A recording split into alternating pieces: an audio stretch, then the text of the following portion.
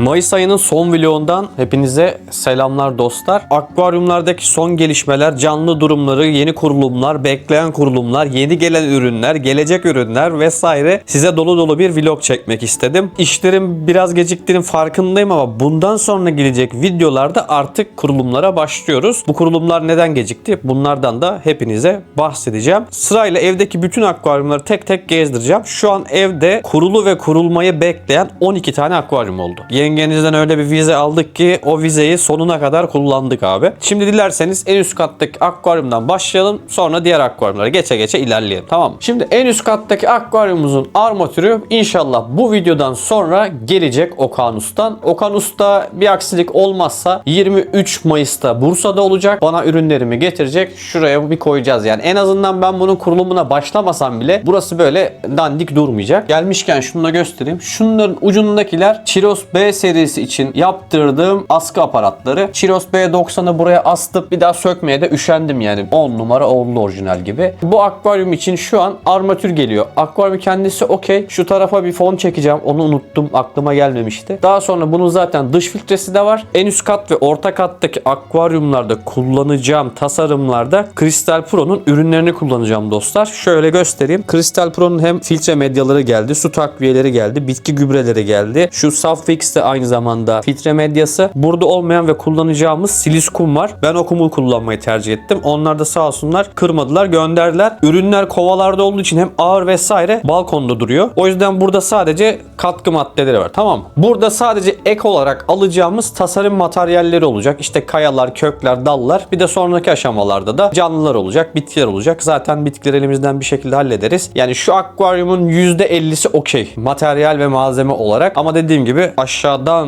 yukarı doğru gideceğimiz için onun daha sırası var. Bu cepte. Geliyoruz bir alt kata. Daha önceki videoda söylemiştim. Buradaki akvaryumların filtresi okey. Bunda Eheim Classic 250 kullanacaktık. Bunda Sunsun kullanabilirim diyordum ama hacim olarak yetersiz geleceği için o filtrenin Almanya'dan Türkiye'de olmayan harika bir filtre siparişi verdim. Bir aksilik olmazsa Haziran'ın ilk haftası o askı filtre bana gelecek ve o filtre hakkında Türkiye'de ilk ve tek inceleme videosu yapacağız. Çok kullanışlı ve benim beklentimin çok yüksek olduğu bir filtre olacak. Yani o filtreyi ya burada kullanırız ya burada. Emin değilim yani. Askı bir filtre olacağı için belki şuradaki kalorifer asmaya engel olabilir diye düşünüyorum. Eğer öyle olursa şuraya asabiliriz. Bilmiyorum. Çok estetik durmaz ama onu ayarlarız yani. Onun dışında Okanus buraya armatür getirecek demiştim ya 1.40. Dedi ki ben dedi orta katı da sana dedi armatür vereyim. Akvaryum setin altına asarak kullanırsın dedi. Tamam dedim. Yukarıya 1.40 tek parça gelecek. Aşağıya da 60-62 tane armatür gelecek. Buradaki armatürleri aşağıya monteleyeceğim.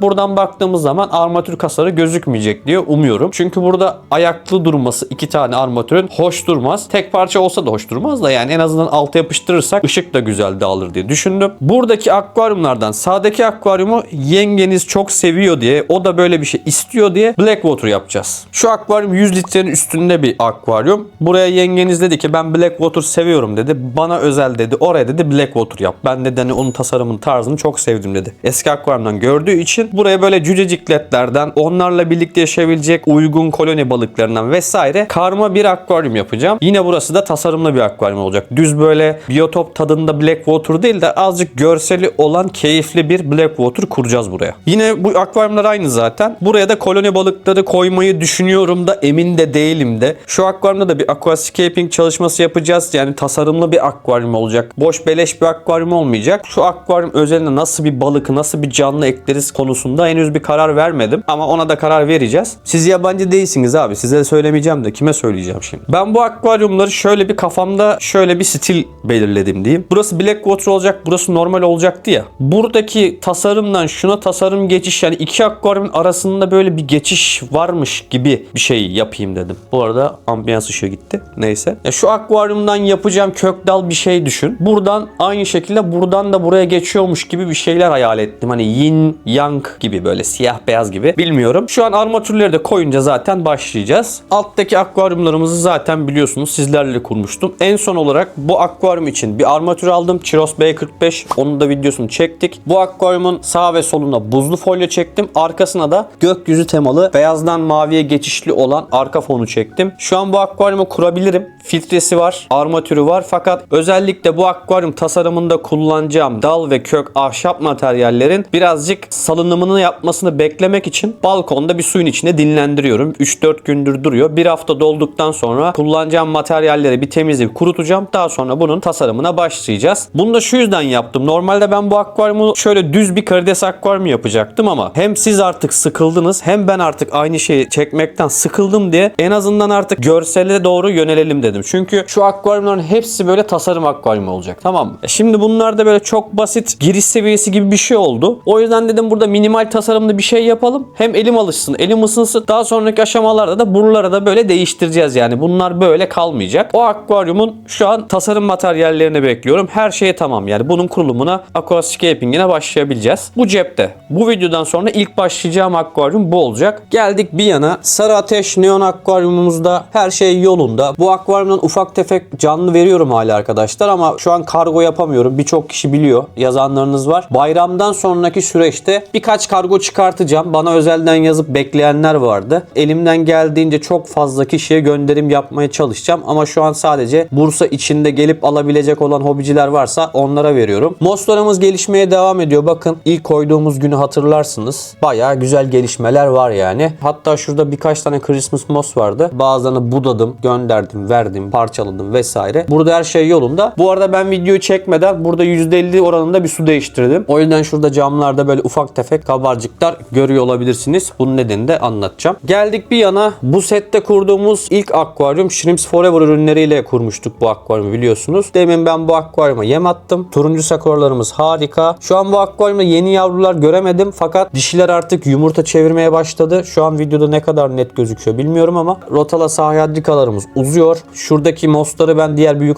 bitkili akvaryumdan aldım. Orada çok fazla bitkilerin yayılmasını engelliyor diye geçici olarak şuraya 3 sehpa moss koydum. Onlar da burada geçici olarak duruyorlar. Şuradaki parvula minilerimiz benim beklediğimden biraz yavaş ilerliyor ama ilerliyor. Bakın mesela şuraya bakarsanız artık bitkiler kökünü saldı, patlamaya başladı. Bakın şurada da görünüyor. Şurada da görünüyor. Beklediğimden yavaş gelişiyor. Daha doğrusu bitkiler beklediğimden daha yavaş yayılıyor diyeyim yani. Ama sağlıklılar, bir problem yok. Bir porsiyon Monte Carlo var. O Monte Carlo'yu da şu akvaryumda kullanacağım. Karbondioksit olmadan bir deneme yapacağız. Bir porsiyon Submers Monte Carlo aldım. O da onun içinde duruyor. Yine burada neritelerim var. Birkaç tane katil salyangoz attım. Şöyle akvaryumlar için baston termometreler kullanıyorum artık. Vantuzlar sürekli düşüyordu çünkü. Bunlar çok kullanışlı. Burada durumlar böyle. Canlılarımız okey. Dediğim gibi yumurta çevirmeye başladılar. 1-2 hafta içerisinde burada tek tük yavru görmeye başlarız inşallah. Her şey yolunda yani. Bitki gelişimleri de güzel bakın. Şu arkadaki Rotala sahyadrikaların arkadaşlar ilk diktiğimde şu alttaki yapraklar yanık gibiydi. O kargo sürecinde bekledi, ben beklettim falan onunla alakalı. Ama yeni büyüyen yapraklarda hiçbir şey yok. Bak abi gayet güzel. Boylanıyorlar. Emin ve güzel adımlarla ilerliyorlar. Bir problem yok. Bu akvaryumlarda %50 su değiştirdiğimi söyledim. Normal şartlarda ben bu kadar majör su değişikliği yapmıyorum. Neden böyle bir şey yaptın dersen bu zamana kadar hep çeşme suyu kullanıyordum. Yani dinlendirilmiş çeşme suyu kullanıyordum. Ve ömrü bitmiş aktif toprak ya da nötr kumlar kullanıyordum. Neokardin akvaryumlarında. Shrimps Forever'dan aldığımız sponsorluktan sonra bize gelen ürünlerle birlikte hem karides bakımına birazcık daha ileri seviye taşımak hem de aktif toprağın ömrünü uzatmak için artık ters ozmoz ya da ozmoz su kullanıyorum. Arıtıcıdan artık su kullanıyoruz. O yüzden böyle %30, %40, %50 oranında majör su değişiklikleri yapabiliyorum. Çünkü artık sudaki mineral dengesi, ısı dengesi benim elimde. O yüzden rahat rahat kendime güvenerek su değişimi yapabiliyorum. Buradaki süreçte de bu su arıtma meselesinde de Zatex su arıtma sistemleri sponsor oldular. Benim kullanabileceğim, benim istediğim özelliklere sahip altılı kartuş bir ozmoz sistemi gönderdiler. Bu sistemden aynı zamanda içme suyu da alabiliyorum. Bununla alakalı da zaten konuşacağız. Buradan Zate'ye de teşekkür ederim. Ondan da bahsedeceğim. Ürün hakkında da konuşacağız. O yüzden şu an akvaryumlarda çeşme suyu kullanmayı bıraktım artık şu günden itibaren. Bugün dediğim gibi %50 bir su değiştirdim. GH, KH mineral takviyemi yapıyorum. Oda sıcaklığında her şey cincik gibi gidiyor. Buralarda benim malzemeler var. Burayı da bir ara toparlayacağım. Baksana hala buralar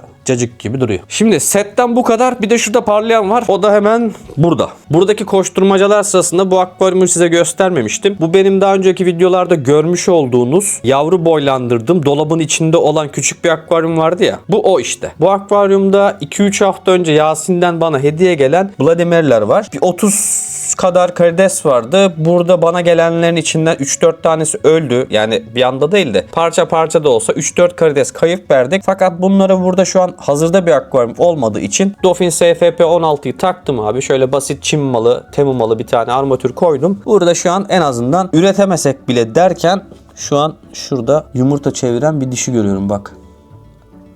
Ya bunlar hayatta kalsın diye koydum burada geçici olarak ama bak şu dişi yumurtalı. Şurada da var bak, altta da bir tane var şurada. Ve sanırım şuradaki koyu renk olan da yumurtalı. Yani aslında bu karidesleri geçici olarak buraya almıştım ama birkaç tanesi yumurta tutmuş. Bunlar güzel gelişmeler. Aynı şekilde bunda da GH ekleyerek arıtma su kullanıyorum. Şu an herhangi bir problemimiz yok burada canlılardan yana. Birazdan size göstereceğim akvaryumların da kurulumu tamamlandığında buradaki karidesleri de buradan alacağız. Buradaki akvaryumda geçici olarak böyle takılıyor şu an. Şimdi salondan çıkıyoruz. Uzun zamandır bu kadar net göremediğimiz karma balık akvaryumu. Biliyorsunuz ben bu balıkları buraya hayatta kalsınlar diye attım. Hep geçici olarak diye koyuyorum ama uzun zamandır duruyorlar. Bakın abi. Setteki akvaryum için aldığım Chiros B45'i buraya koydum geçici olarak. Çünkü burada ilerleyen aşamalarda kullanacağım anubiaslar var. Kriptokorinler var. Bunların yaprakları hafiften böyle solar gibi olmuştu. Bu armatürde gelince geçici olarak bunu buraya koydum. Bu bitkileri kullanacağım zamana kadar en azından ışıkla beslensinler diye armatürü buraya koydum. Bu akvaryumda birkaç tane nerite var.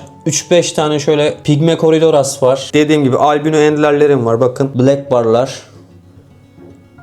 Albino green kobralar, dişiler vesaire. Bu videoyu çekmeden birkaç saat önce Trakyalı akvarist Mustafa abiyle görüştüm. Ondan şunu rica ettim. Şuradaki albino enderlerle çaprazlamak için albino glass belly short body dişi istedim. 3-4 tane. O elinde 4-5 tane olduğunu söyledi. Bana gönderecek. Gelen short body glass belly'leri de buraya atıp enderlerle bir çaprazlama deneyeceğim. Belki şu enderlerin de short body'sini, albinosunu falan yaparsak dehşet olacak. Öyle bir girişimim var. Bu canlılar da valla helal olsun kaç aydır burada dayandılar ama ilerleyen vadede içerideki akvaryumları da kurunca bunları artık Black Bar ve Green Cobra diye ayırmayı düşünüyorum. İlerleyen aşamalarda bu iki kanı ayıracağım. Bakın şunlar albino Black Bar. Şuradaki yakışıklı da albino Green Cobra. Şu an ben canlılara ne yazık ki bir arada bakıyorum. Şöyle kalabalık koyunda albinolardan yavru alamıyorsunuz. Dişleri ayırmanız gerekiyor yavrulatmak için. Elimdeki yavruları büyüttüm. Bayramdan sonra birkaç kişi de istemişti. Ufak tefek buradan da gönderim yapacağız. Elimdekileri biraz azaltmak istiyorum gençlerden. Daha sonra burada bir short body glass belly denemesi yapacağım. Çaprazlama yapacağız. İlerleyen zamanlarda da içerideki akvaryumlar oturunca, buradaki canlıları alınca şu akvaryumun şu eski çerçeveleri var ahşap. Bunları sökeceğim. Buraya minimal bir aquascaping tasarım yapacağız. Bu da yine 30-35 litre arasında bir akvaryum. Buraya da böyle şuradaki Van Gogh tablosuna uyumlu şekilde güzel bir şey yapacağız yani. Bu da geçici olarak burada duruyor. Şimdi dilerseniz içerideki akvaryumlara geçelim. Şu görmüş olduğunuz alttaki 3 akvaryumun ölçüleri 30, arkaya doğru 43, yukarı doğru 30. Bu akvaryumların sol tarafı, arka tarafı ve sağ tarafı 3 tarafını kapladım. Şu an bunların filtreleri ve armatürleri gelecek. Armatür konusunu çözemedim ama bunlarda kullanacağım pipo filtreyi yine Okan Usta getirecek. Bu akvaryumun filtreleri de geldikten sonra bunları artık Bloody Mary, mavi kadife neyse çeşit çeşit karideslerle ilave edeceğiz. Ya da elimdeki sarılardan bölüp ayrı bir damızlık koloni oluşturmayı düşünüyorum. Buraları üretim akvaryum yapacağız. Buralar full mos olacak. Bir de bunlarda kullanacağım 3 tane armatür çözmem gerekiyor. Armatür konusunda henüz karar vermedim. Ne yapacağım ne edeceğim düşünüyorum açıkçası. Bayram döneminde yine bunların pipo filtresi gelince aktif toprağımızı gireceğiz ve bunların döngüsünü başlatacağız. O süreçte de ben bunlar için 3 tane böyle 35-40 santim uzunluğunda armatür çözeceğim. Bir yukarı geliyoruz. Görmüş olduğunuz tasarım benim eski Blackwater akvaryumundan çıkan kokonatlı tasarım arkadaşlar. Birçoğunuz bunu biliyor. Armatürü yine ben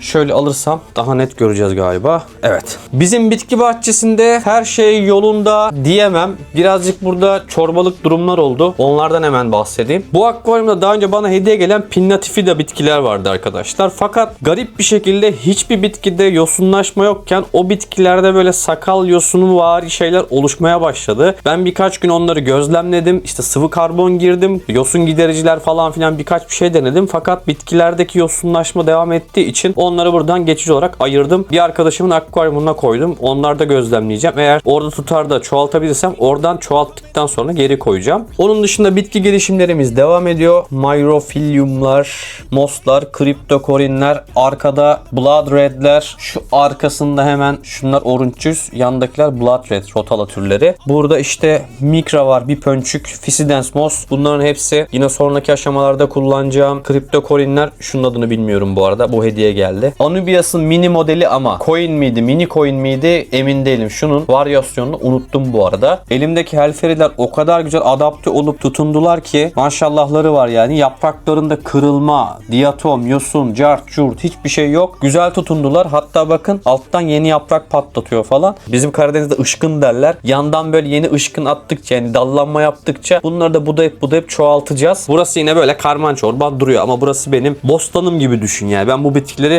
budayıp kendim kullanacağım. Bir yandan da çoğaltmaya çalışıyorum işte. Bu akvaryumda bu tasarım öbeğini görmenizdeki amacı da söyleyeyim. Belki videonu demin çekerken gözünüze çarpmıştır. Geçtiğimiz günlerde Instagram'dan bir anket yapmıştım. Bakın burada kim var? Geçtiğimiz günlerde Instagram'dan bir anket yapmıştım. Korsan balık aldım diye. Türker abinin dükkanında yine bakınıyordum abi. Bir tane Ramirez'i gördüm. Sol gözü yok. Şu an nerede o şerefsiz? Bir tane sol gözü olmayan Ramirez'i erkeğe gördüm. Ulan dedim bu balı ben alayım dedim ya. Zaten dedim senden aksolot aldım, tek kolu yoktu. Aksolotun sol ön kolu yoktu hatırlarsanız. Sol gözü olmadığını görünce bunun, yani bunu müşterilerden biri gelip satın almaz senden. Ben de dedim bunun adını korsan ismi koyarım. Bana dedim ver. Şu erkeğimizin sol gözü yok. Bakın döndü bize doğru. Korsanvari bir Ramirez'imiz var. Bunu almışken yanına da dedim bir tane dişi seçelim. O da hemen şurada. Bir çift dedim atayım burada. Zaten dedim burası bomboş duruyor. Bir de arıtıcıdan su girmeye başlayınca suyu birazcık yumuşattım. Bunları da koymuşken didişiyorlar, kaçışıyorlar falan. Belki dedim hani eş tutarlar, yumurtlama olayları olursa şu kokonatı kullanırlar diye onu da böyle löps diye koydum buraya. Şu an arada böyle kurlaşıyorlar. Bir şeyler ama herhangi bir aksiyon yok şimdilik. Bakın dişi orada, erkek burada. Şu an takılıyorlar. Yani sağlıklar. En azından hani bu akvaryum boş kalmasın diye ekledim açıkçası. Buraya ben seleksiyon fazlası karideslerimi atıyorum. Bakın şunların hepsi sarılar. Benim seleksiyondan ayırdığım karidesler. Hani burada onlar takılıyorken dedim ramları da atayım. Belki dedim eş tutarlar. Eş tutmasalar bile sağlıklı bir şekilde hayatlarına devam ederlerse sonraki aşamalarda Blackwater akvaryumunu kurunca buradaki çiftimize o akvaryumu alırız diye düşündüm. Şu an herhangi bir problem yok. Bakın şu erkeğimiz, dişimiz şurada. Yani en azından öyle umuyoruz. Şu anlık herhangi bir problemleri yok. Bu hafta bu akvaryumlar geldi dediğim gibi. Bu 3 taneyi de buraya koyunca evde şu an 12 tane akvaryum oldu. Bu 12 akvaryum şu an 5 tanesi kurulu. 7 tane akvaryum kuracağız yani. O yüzden acele etmiyorum. Çünkü bu kadar akvaryumun materyalleri, kurulum zamanları, çekimleri, cartu curtu çok zaman ve emek istiyor arkadaşlar. Bir yandan da para istiyor. Para harcamasan da bir şekilde sponsor bulmam gerekiyor ve bu süreçte ben bunlarla çok uğraşıyorum açıkçası. Şimdi dediğim gibi bunlara 3 tane armatür çözmem gerekiyor. Filtreleri tamam. Geldiği gibi zaten buraya toprağı serip döngüyü başlatacağım yani. Üçünü bir kuracağım zaten. En azından buradaki canlılara karar verene kadar su oturmaya başlasın. Bu Ramirez erkeğimiz için bir anket yapacağım. Çok güzel isim tavsiyeleri geldi. Tek gözü olmayan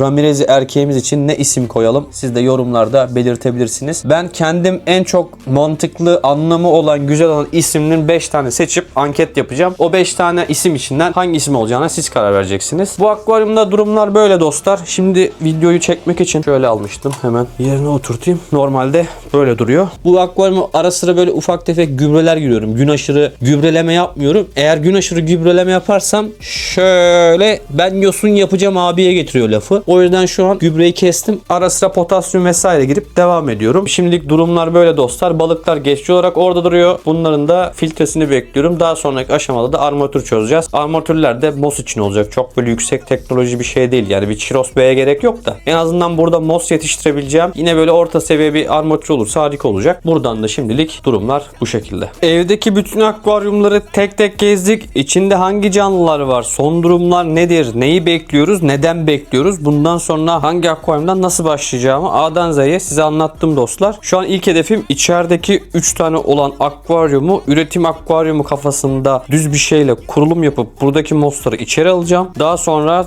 şuradaki akvaryuma minimal tasarımlarla başlayacağız. Sonra tak tak tak diye gideceğiz. Ama bunların hepsi tabii ki bir süreç. Bunlardan size bahsetmek istedim. Hem önümüz bayram, kanal videosuz kalmasın. Hem sizinle de bu videoda bayramlaşmış olalım. Bayram tatilinizde vaktiniz olursa da bu videoyu izlersiniz diye böyle güzel bir vlog çekmek istedim sizlere. Aileniz ve sevdiklerinizle ağız tadıyla sağlıklı, huzurlu, bereketli, keyifli bir bayram diliyorum cümlemiz adına. İnşallah sizler için de bereketli, keyifli bir bayram tatili olur. Bayramdan sonraki süreçte çatır çatır başlıyoruz, merak etmeyin. Buradaki süreçler biraz uzadı ama nedenlerini size şeffaf bir şekilde anlattım. Bana hak verdiğinizi düşünüyorum. Bundan sonra hızlanarak devam edeceğiz dostlar. Videoyu buraya kadar izlediyseniz videoyu beğenmeyi ve henüz kanalıma abone değilseniz şuradaki abone ol butonuna basarak bu akvaryumları destekleyebilirsiniz. Bir sonraki videoda görüşmek üzere.